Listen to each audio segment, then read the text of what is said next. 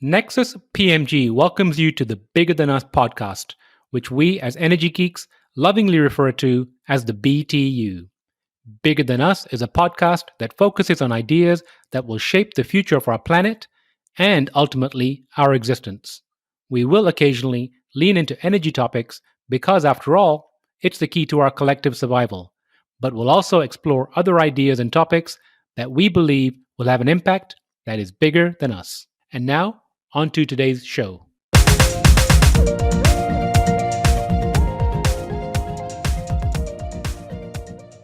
Hello, and welcome to the Bigger Than Us podcast.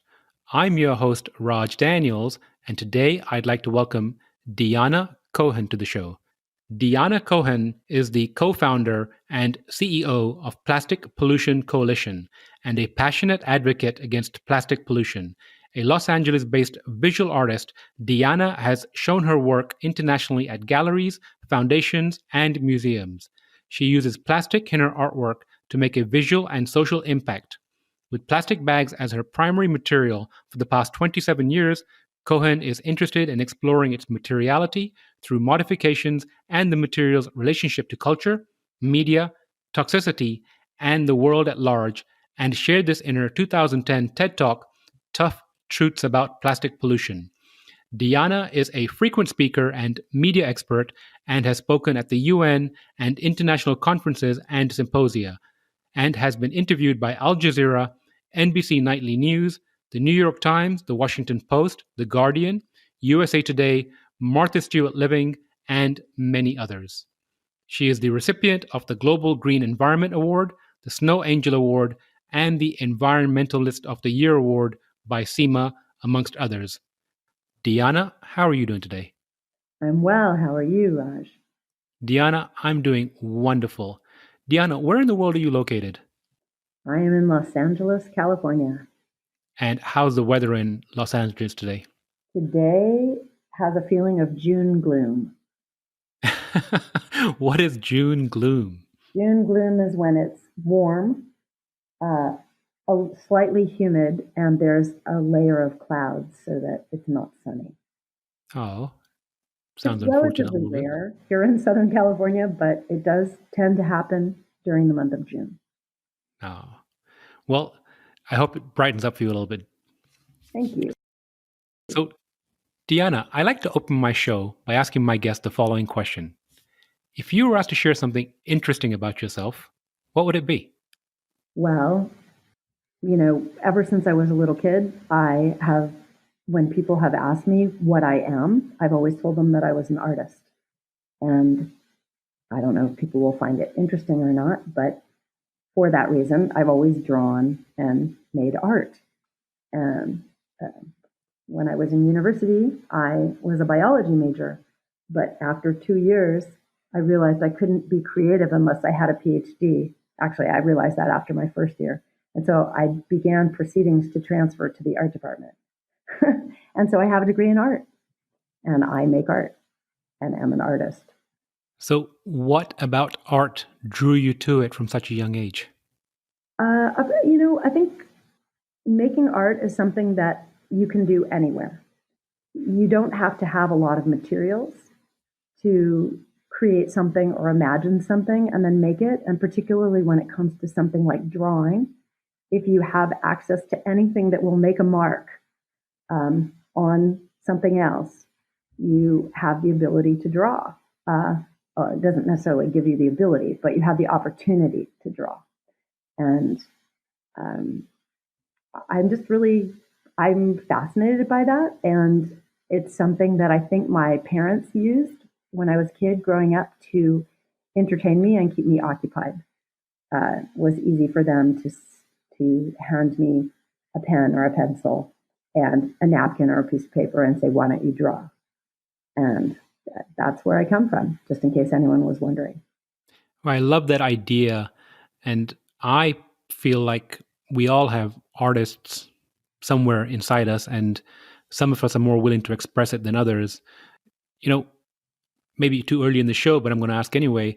If you were to encourage adults to mind their inner artists, what would you say to them? Well, I would say that I believe that everybody's creative, and being able to draw or trying to draw something will teach you a lot about yourself. Um, and I think people are too hard on themselves. And I've so often heard people say, oh, I can't draw, or I'm not an artist. But I've found that when I have taken time and spent time sitting with friends or um, adults or children, that everyone draws differently, everyone sees things differently, we all see and experience colors differently. And I think it's a really beautiful, thoughtful, and meditative thing to do if you have um, the time to be able to do that. Thank you so much for sharing that. Now, switching gears a little bit, can you share something about your current organization? Sure. I mean, well, there's a relationship between my art and our current organization. So, our current organization, well, the only organization that I've ever created at this level, co-created, is Plastic Pollution Coalition. And just for background, some of it stems from and my interest in the issue of plastic as a material, and plastic pollution and the impact of plastic on our planet and on our health has grown very organically and evolved from my making artwork out of plastic and plastic bags. Again, that came from a feeling of wanting to do something creative and make something and not having really very many materials at my disposal at that moment in time. I happened to be somewhere where I had a little sewing kit tucked in my bathroom bag, and I had a couple bags. And I can't remember if I was at a hotel or a motel. There was a bag hanging in the closet that was like a shoe shine bag and said shoe shine or something like that on it. And I took that bag and a bright pink bag that I had, and I cut them up with a little scissor, and I threaded the needle, and I sewed bits and pieces together to make a piece that was called Shine. And I got really excited about that. I was happy about it, and feeling that I was using a material that people think of as trash.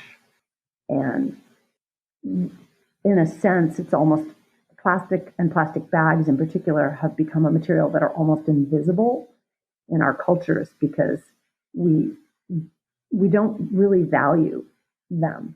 And in a sense, those materials were free and I had access to them.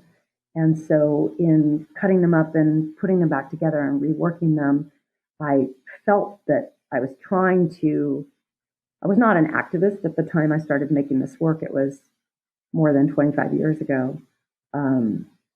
But I did feel like I was giving this material another life, and utilizing it in a different way. And I don't know. I had a lot of thoughts about it, but it's been a long process. So now that I've been working with plastic bags and plastic bottle caps and different plastic, when we started working on this, everyone called it debris or waste or rubbish or litter or garbage.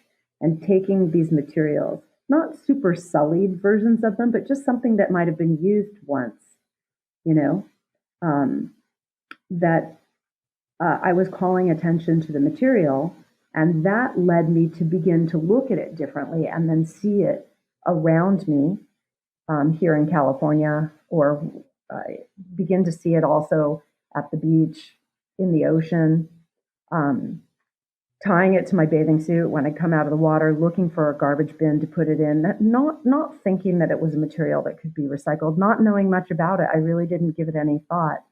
And that led to, I would say in about 2007, 2008, I started hearing what felt like a lone voice at the time of Captain Charles Moore, who's the founder of Algalita Marine Research. And I started hearing Charlie out there kind of yelling and saying, hey, we've got a really big problem with plastic in the ocean. Basically, he was saying, there's a mass of plastic forming in the ocean. I'm seeing it when I'm traveling through it on a boat between Hawaii and the United States, and we have a horrible problem. And by the time I began to hear his voice and tune into that, I called him, I contacted him, and I said, "What is this? What are you talking about?" Because I imagined, an island of plastic garbage that you could somehow travel to. So I started getting more engaged in thinking about it, but really thinking about it as an artist and a person who was now making not just small pieces or two-dimensional pieces, but three-dimensional pieces out of my work, and sculptural pieces and installations, and having success and getting attention for those pieces and beginning to have the opportunity to show them in galleries and foundations and museums, not just in the United States, but in other countries as well. And I started just putting all the pieces together. And my original response and idea was to create a large-scale art piece, travel out to the Great Pacific Garbage Patch in the Pacific Ocean, which is the northeastern Pacific Gyre.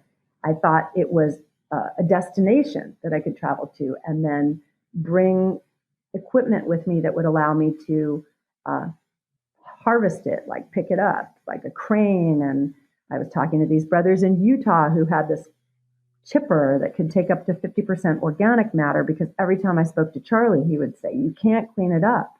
You can't clean it up," to me. And I kept saying, "Don't tell people you can't clean it up. Some kid is going to come along and figure out how to clean it up. Don't dissuade everybody." And he was like, "Okay, but you can't clean it up." And he kept saying that to me. And I felt really challenged by it. But my idea was to go out and raise awareness, to figure out how to harvest the stuff or pick it up, to chip it. He said it was going to have a lot of organic matter and life growing on it, almost like it almost becomes like an artificial reef system. And I know that scientists have been finding reef fish and life that normally lives on reefs, but out floating in the ocean, because plastic also creates this kind of vector that creatures can travel on. And anyway, so it's very complicated, from that scientific perspective, but and dangerous in a strange way. And so I wanted to chip it up and then cold mold it into bricks, and that was my idea, and that we'd be able to build things out of the bricks. And I really thought it was very clear and very easy.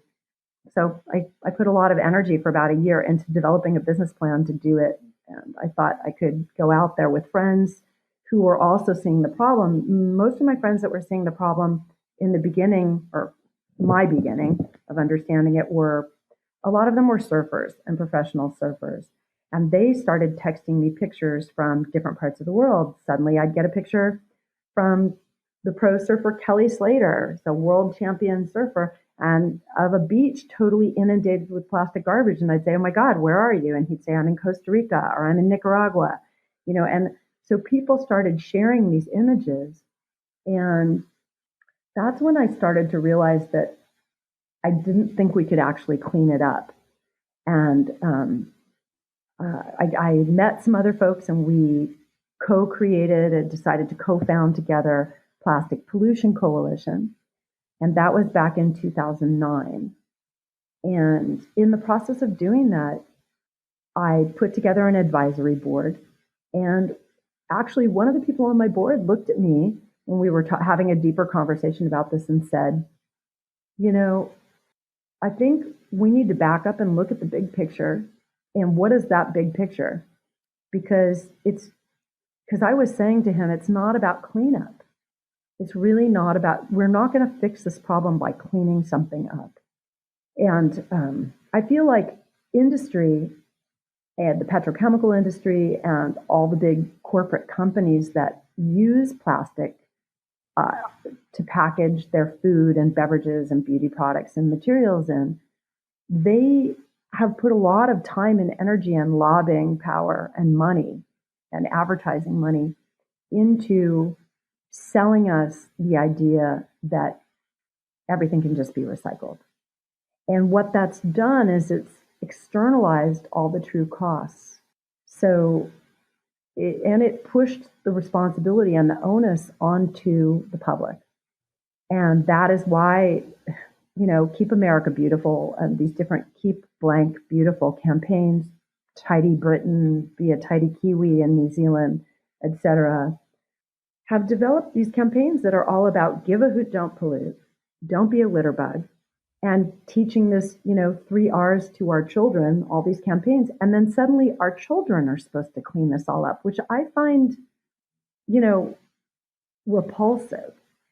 Like, to me, that's repulsive. The idea that this is the legacy that we're leaving to our children and their children and future generations is like, you've got to go clean up all this garbage because these big companies and corporations are not going to stop the way that they package things and do business. And of course, they're not responsible for any of their packaging. Like, that's actually insane. So let's talk about a few things you said there. Number one, the idea of it being an invisible problem. I have visited your website quite a few times, and I highly recommend the audience to do so. That first picture that you have there, we touched on it briefly before we started recording. I find it haunting. And the idea of it being invisible, I look at that picture and I think about, so I've had the good fortune of visiting East Africa, Kenya, India, especially Bombay, Mumbai now, and walking on the beach over there. And, there's this thing about you see it, but you don't see it. Do you understand what I'm saying? Yes. And this picture you have, can you share like where you took it and what was going on there at the moment? Yeah. So the short film, the short video that's right on the homepage of our website of plasticpollutioncoalition.org is footage that I shot standing on a beach in a place called Freedom Island, which is in the middle of Manila in the Philippines. And it's the backside of it. It's a nature preserve with a mangrove forest on the backside. And the mangrove forest has a lot of plastic entangled around all the roots of the mangroves. And then on the beach there were dozens of organizations and nonprofits that are based or have offices in the Philippines. And they together were not just involved in a multi-year cleanup, but they were involved in a cleanup where they were documenting and listing what we call a brand audit. So they were documenting any identifiable names or logos on any of the plastic and packaging that was being found to identify which companies were using that packaging or producing that packaging for their products. And at the time I was there, they were really just in the middle of the cleanup. And I say in the middle of it, but it's a Sisyphusian task. I mean, that's a cleanup that will never be completed because of the way that packaging is produced and because there is very little to no infrastructure to support taking those materials back. But we have the same problem in the United States. It's not a unique problem to the Philippines or to Southeast Asia. It's just, I feel like in the United States, some of it is a little more out of sight, out of mind, but not true. It depends which neighborhoods and which areas you live in, of course. So I was standing on that beach filming it, and just to my left, there were a couple fishermen in the water. And the water was full of plastic, and the plastic was washing up with every little lapping wave. And there were some kids further down the beach swimming in the water. 5 river tributaries empty out into that bay in Manila Bay there. So they're all bringing plastic packaging down the rivers and into that bay. And what was interesting about where they were with the brand audit is I asked what they were seeing data-wise. And at the time, they said that the 2 largest polluters that were identified there were Nestle's and Unilever. And I think that is because, in particular in Southeast Asia, but also in Africa and India and in other countries and in the United States, they produce a lot of the single-use sachet packets, which are these kind of amalgams they come in these rolls, and they allow people to buy a very small amount of something rather than a bigger bottle. or container. And I haven't done like a cost analysis of it, but I would imagine that it ends up being more expensive to buy shampoo or dishwashing liquid or, laundry detergent in these small containers, that it's probably much more expensive than buying it in a large container. So those are made out of a combination of paper, plastic, foil, and they're quite difficult to do anything with that packaging afterwards. I mean, I feel like they are it's highly irresponsible to produce packaging like that. Although it seems to have gained a big market, particularly for people who don't have a lot of money and can only buy a small portion of something at a time. Yes, I've seen some of that too, where people will perhaps buy for the day, or due to lack of storage, they have to, keep a very small amount of product on hand. You mentioned externalities, some of the negative externalities, and I did some research and watched some of your presentations. Can you share a little bit about how much plastic we're actually consuming nowadays in our food supply? Well, I mean, there was a study that came out that made an equivalent saying that right now we humans are ingesting approximately a credit card's worth of plastic a week. What are some of the biggest offenders from a food perspective? Well, I mean, I don't think I'm not going to call out any particular company, but I would say that, in general, anybody who's packaging their food in plastic is an offender. So, but in particular, it's a real challenge with containers that are even these kind of Tetra Pak containers, or even canned foods. People think that they're doing something better by buying a canned food or a Tetra Pak, like a kind of cardboard carton container. But many of those have a plastic lining. Most of those plastic linings are made with bisphenol A, BPA, or a BPA substitute. And BPA, bisphenols, and BPA substitutes have been identified as endocrine disruptors, which means that they function like synthetic estrogen and they turn things on and off in our body. And micro amounts of them leach into food and beverages and beauty products and materials that are packaged inside of them.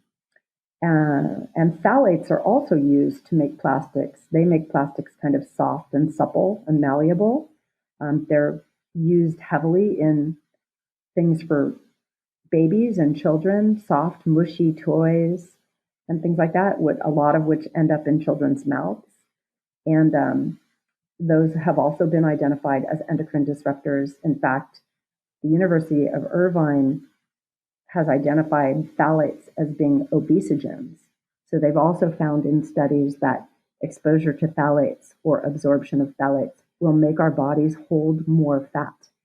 It's really disturbing, or can be disturbing, if you really sit down and think about it, just how much plastic we have involved in our lives.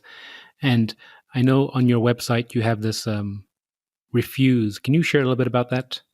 Sure. So we took the model that is taught to kids of the 3 R's: reduce, reuse, recycle. And we encourage people to add a 4th R, but onto the front. And that 4th R is refuse. And the idea is, whenever possible, refuse plastic, refuse single-use plastic. Look around, see if you have a choice. And if you're a person who travels or a student and you're out a lot, maybe invest in a reusable cup or bottle that you can use rather than taking single-use plastic or paper lined with plastic cups to go or containers. Thank you so much for sharing that. I'm going to switch gears a little bit, Dianna. Yeah. So, crux of our conversation is the why behind what you do. Mm-hmm. What drove you to this? You mentioned your surfing and being in the ocean, but what really drove you and pushed you in this direction, and what keeps you going? Well, it's interesting. I think it's a whole combination of things that drove me to the work that I do. One was learning about the material by making artwork out of it. Another became how do I use my artwork and even text and images found on the materials and the bags and recombine them together to help me communicate to people ideas around this and talk about revaluing materials. So it's interesting because, I've listened to the folks from the American Chemistry Council talk about how important plastic is. And I've said to a couple of them before, listen, I agree with you. Plastic is an important, valuable material. But if it is truly that, then why are we designing with it, with intended obsolescence? Why are we designing single-use things that are meant to be instantly tossed or thrown away? Plastic is not disposable. Plastic is a material. A plastic water bottle will potentially last longer than a human lifespan. And so that is not a single-use material. And when we design with intended obsolescence, I find it to be a highly irresponsible use of a valuable material. And I will believe that these companies and corporations actually get it and care about it when we start mining all of our landfills in the United States and around the world, which I don't see happening other than like in the informal waste picker system, and that opens up a whole other thing, which is, for example, in Mumbai, I had a chance to spend a day in Darvi, and Darvi is a very, very, I think it's one of the largest, I don't know what the right word is to describe it, like informal cities in the middle of Mumbai that's evolved. And I think many of the people who live there don't even have papers or license, citizen licenses. I don't know that they have the right to vote or anything. So it's kind of this informal world with 1 million people living in the middle of the city, and this informal waste management recycling sector is a very kind of vibrant part of Darvi, but it's concerning because there are not health precautions for people, and I feel that it's a complicated world. I feel that I should talk about. You had asked me before about externalities, and I think one of the things I've really come to understand just in the last few years, because our organization turned 10 last year, but just in the last 3 years or so, as we helped create the Break Free from Plastic movement as well. But that has opened my eyes so much to really see the connection between plastic and climate change, and the fact that plastic is primarily made from byproducts of processing oil and from fracking and ethylene cracking. And that is an industry, so that our use of plastic, and specifically for single use, but all of the plastic that we use, pollutes us, pollutes people, pollutes animals, our waterways, our air, our land, and the planet, from extraction through manufacturing and production. Then our use of it is polluting if chemicals leach into our food and beverages and beauty products. And then it's instantly a waste management issue. And a lot of that gets burnt. And we give it different names. We say, oh, it's wonderful. It's waste to fuel, waste to energy, pyrolysis. Like, there are all these fancy names, but they're basically all different forms of incineration.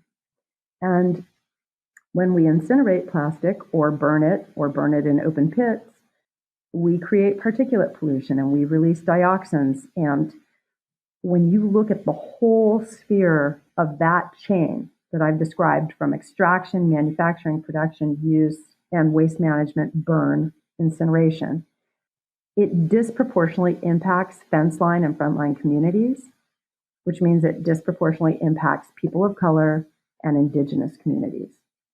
And it's a social justice issue, it's an environmental justice issue, and it's certainly not fair in any sense. So even the idea that you use something and then, or these materials, and they go away, there is no way. Thank you so much for that. And you mentioned something in there regarding landfills, and I heard you on another show mentioning some statistics regarding landfills. Can you share that with the audience? Yeah.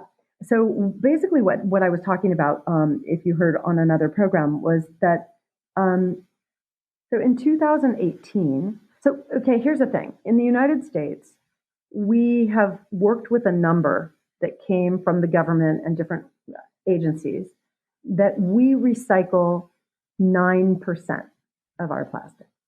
I just want to let that sink in for a second. Wow, we recycle 9% of our plastic. You know, that means we don't recycle what? 91%. 91% of our plastic. Okay, so we recycle 9%. So that's what the numbers were. Then China said, you know what? We're not taking your plastic back in these cargo containers anymore. Stop sending it back to us. And that happened in 2018. And when they said that, our recycling rates, we work with a chemical engineer who did a projection, and her name is Jan Dell. And that projection was that by the end, based on the China sword, which is what it was called, by the end of 2018, our recycling rates in the United States for plastic would drop from the highly unimpressive 9% down to 4.4%. And that if it continued, that by the end of 2019, last year, she projected that it would drop to 2.6%. Basically, what we've seen happening right now, as well as a response to COVID, is that almost nothing is getting recycled. Everything is getting landfilled, or it's going to waste to energy, or basically incineration. So why does my city give me 2 bins? Am I just praying? Your city is giving you 2 bins because it's aspirational right now. But I mean, I live in Los Angeles and I have 3 bins. I have a black bin, which is for garbage, which and the bins have gotten bigger and bigger just in my lifetime, and I never fill a bin up. I mean, I could use a bin that's probably 1/6 or 1/8 the size of what I'm given. They give you a green bin, which is supposed to be for compostables and garden cuttings and things like that, plants. And then there's a blue bin, which is supposed to be for recyclables. But when you look just even across the United States, it's not the system is not consistent, and there's not a consistent labeling system for it. And it really depends on the city or town that you live in and the municipality and what they have available in order to process things. But at this point in time, I mean, unfortunately, virgin plastic is so inexpensive. And even when you do use recycled content, I believe my understanding was that you can only use up to 30% recycled material. So the other 70% would need to be virgin in order for the polymer chain to be strong enough. So, we have a real challenge here. I mean, one of the things I think is important to give some thought to is this chasing arrow recycling symbol doesn't actually mean anything. It's got these different numbers, but number 7 is other. And just because it has that symbol on it doesn't mean that the material gets recycled. It's amazing how quickly we can be brainwashed, isn't it? Well, I mean, a lot of money and energy and marketing went into brainwashing us. It's a concerted effort by industry. I've learned so much during this conversation. It stoked my curiosity. What are some of the most important learnings that you've had, or aha surprise moments? Well, it's been a really sharp learning curve for me. I had the opportunity a few years ago to go on a toxic tour. And if anyone's interested in that, I highly recommend that you, when the world becomes more open again, that you sign up for one.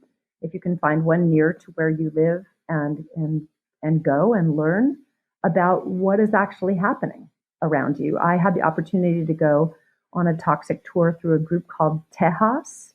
It's TEJAS. They're based in Houston, Texas. And I had the opportunity to go on a toxic tour of the Gulf Coast, where I think it's about 66 miles long of petroleum refineries, chemical refineries, and was just very eye-opening to see that these big petrochemical companies give money to and build and sponsor community centers and beautiful parks and baseball diamonds and playgrounds right across the street from their refineries. And that people live in these communities a block away from the refinery, and that these communities have extremely high levels of asthma and skin irritations and all different kinds of health issues, and probably shortened lifespans, by living right there. And they're not able to move away. And these companies also provide a lot of jobs for people locally. So it's a I don't know what the right expression is. It's a double-edged sword. It's like people depend on it for livelihood, and yet it's poisoning them. I thought that film Dark Waters was really well done. I don't know if you've had a chance to see that, with Mark Ruffalo and Tim Robbins. I have not yet. It's on my list, absolutely. I really appreciate you sharing that. You mentioned a word earlier that I'm not familiar with, a Fenceline Community. Can you share what that is? Yeah, so Fenceline and Frontline communities are what I was just describing would be a Fenceline community. That's a community that is literally right across the fence. They live right on the other side of the fence or right across the road from ExxonMobil refinery, or from a plastic production facility, or from a chemical facility, or a manufacturing facility, or a waste management facility or incineration facility. I appreciate you sharing that. I want to ask you, if you could share some advice or words of wisdom with the audience, what would it be? And specifically around plastic, or just in general. I've really enjoyed your perspective and your outlook, and the little research I did on you prior to the show. I've just enjoyed hearing some of what you had to say. I really like the idea of your internal rudder. So, words of wisdom or advice to the audience. Well, people ask me if I feel hopeful about this, and I feel very hopeful. I wake up every day knowing that it is possible for us to change this, and that this issue of the way that the world uses plastic and the problems it's caused is relatively new. It's really just a problem of the last 100 years, and more specifically, an issue that exploded in terms of the material that was used at the end of World War II. So I have a lot of hope that although we've done a great amount of damage, that it is possible to shift, to turn the rudder and turn the ship away from the way that we're using things. So I am extremely hopeful and excited about refill models, reuse models, supporting infrastructure around that, companies that are developing systems in that way, everything from the company Vessel, that is doing a reusable steel coffee cup, to Loop from Tom and TerraCycle, which is, again, a model with a reusable container. Many of them are steel or other materials, but the idea of reusables and refillables, those are the businesses that I want to support. I'm also really interested in new or existing non-toxic materials. We just released this new healthy pregnancy guide this week that we've been working on for the last year with one of our coalition members. It's an organization called Made Safe Certified, and they do certifications for companies that their products, everything from food products to beauty products to cleaning, household cleaning products, et cetera, that they're non-toxic. And it's a healthy pregnancy guide, but it's really a plastic-free pregnancy guide and a toxin-free pregnancy guide. And it's available for free through our website. So I feel very hopeful that as we continue to help people, educate them, and connect people and companies together that are doing the right thing. And if we can reach out and help support those companies that are doing the right thing, that this is the wild, wild west right now for business and investment. And I think it's a very, very exciting time to create change.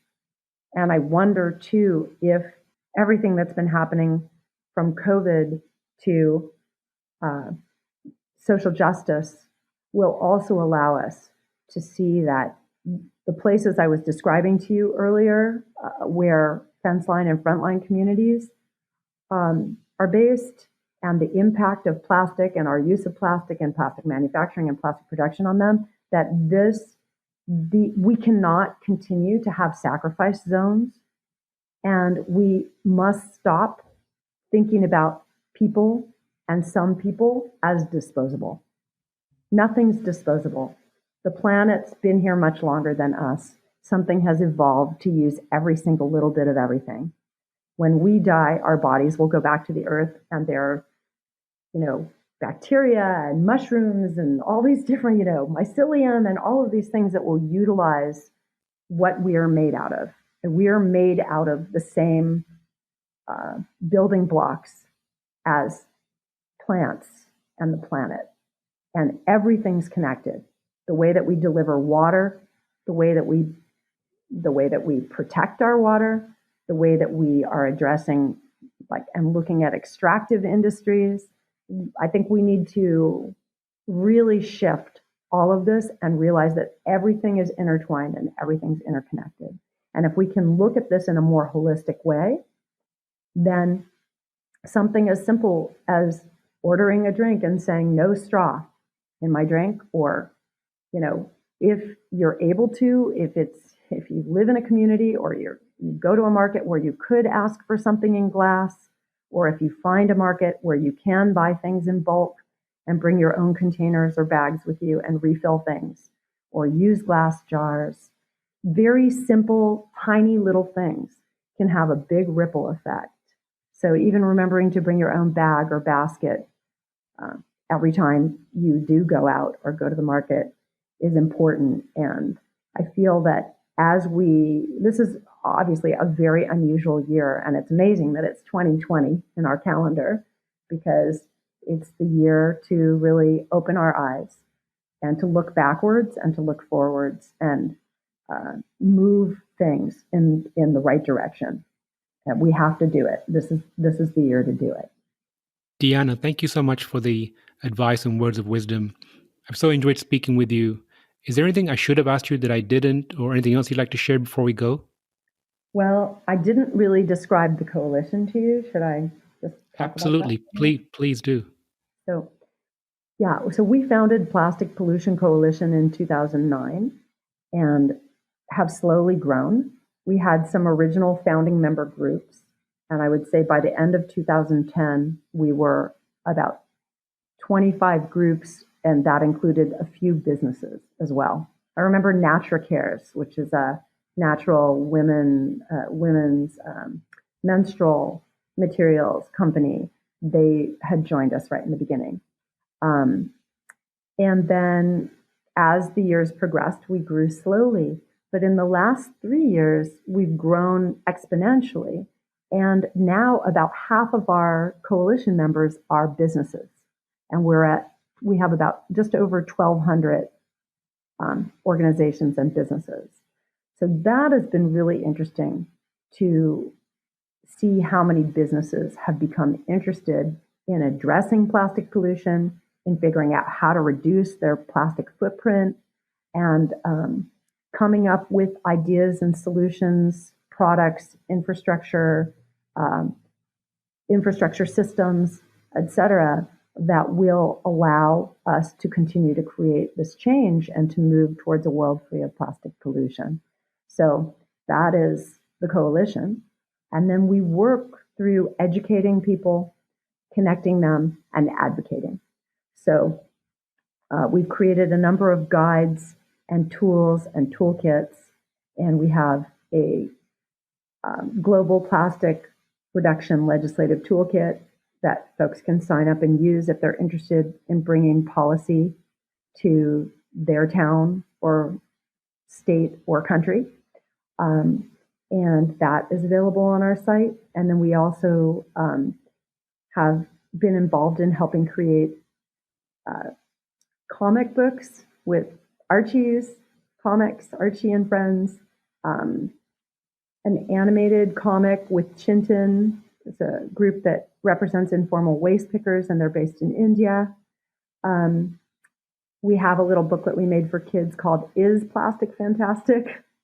And that's just been translated by some friends in Indonesia into Bahasa. And really doing our best to share short format video pieces that are good, that have good content in them and help educate people and activate them, that are either made by coalition members or that we've produced ourselves.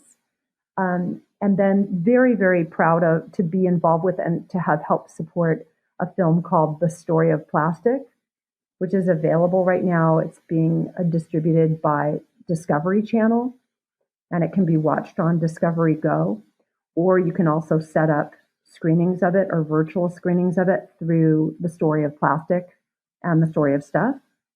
That film, I think, gives a very good overview to help one understand the impact of our use of plastic, single-use plastic, and plastic pollution around the world, and told through activists and people on the ground working on this issue in different parts of the world.